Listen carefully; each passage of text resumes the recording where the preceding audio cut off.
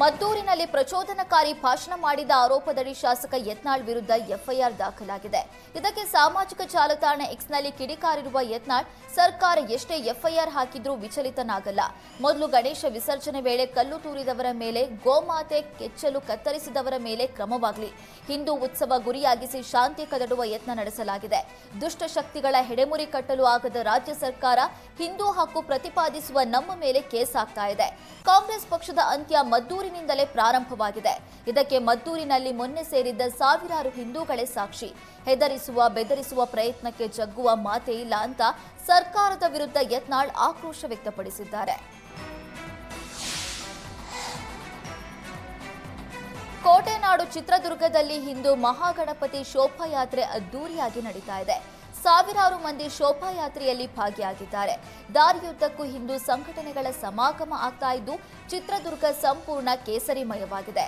ಯಾವುದೇ ಅಹಿತಕರ ಘಟನೆ ನಡೆಯದಂತೆ ಖಾಕಿ ಕಟ್ಟೆಚ್ಚರ ವಹಿಸಿದ್ದು ಹೆಚ್ಚಿನ ಪೊಲೀಸ್ ಭದ್ರತೆ ಒದಗಿಸಲಾಗಿದೆ. ಮೆರವಣಿಗೆ ಸಾಗುವ ಮಾರ್ಗದಲ್ಲಿ 151 ಸಿಸಿಟಿವಿ ಅಳವಡಿಕೆ ಮಾಡಲಾಗಿದೆ. ಸದ್ಯ ಚಳ್ಳಕೆರೆ ಗೇಟ್ನಿಂದ ಗಣಪತಿ ಶೋಭಾಯಾತ್ರೆ ಆರಂಭವಾಗಿದ್ದು ನಗರದ ಪ್ರಮುಖ ರಸ್ತೆಗಳಲ್ಲಿ ಮೆರವಣಿಗೆ ಸಾಗ್ತಾ ಇದೆ.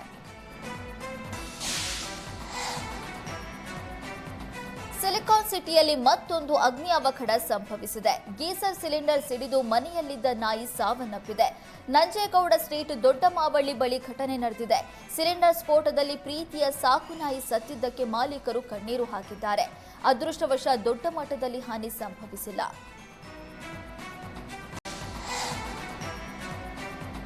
ನೆಲಮಂಗಲದ ಹಲವು ದೇಗುಲಗಳಲ್ಲಿ ಖದೀಮರು ಕೈಚಳಕ ತೋರಿದ್ದಾರೆ.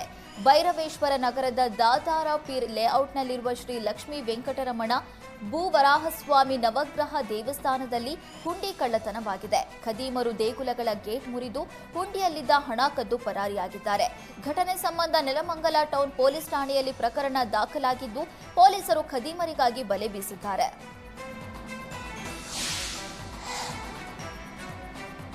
ಬೆಳಗಾವಿ ಜಿಲ್ಲೆಯ ಅಥಣಿ ತಾಲೂಕಿನ ತೆಲಸಂಗ ಗ್ರಾಮದ ಪ್ಲಾಸ್ಟಿಕ್ ಅಂಗಡಿಯಲ್ಲಿ ಅಗ್ನಿ ಅವಘಡ ಸಂಭವಿಸಿದೆ.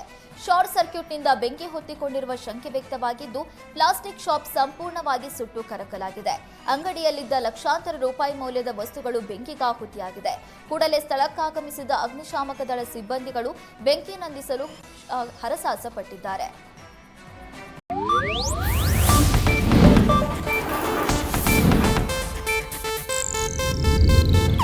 ಇದು ಏಷ್ಯಾನೆಟ್ ನ್ಯೂಸ್ ನೆಟ್ವರ್ಕ್ ಪ್ರಸ್ತುತಿ.